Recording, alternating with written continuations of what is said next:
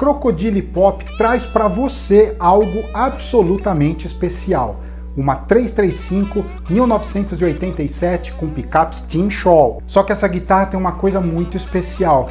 Ela é autografada pelo mestre, pelo rei B.B. King. Um instrumento com valor histórico que vai agradar a players e colecionadores. Uma guitarra sensacional, com história, com muito som.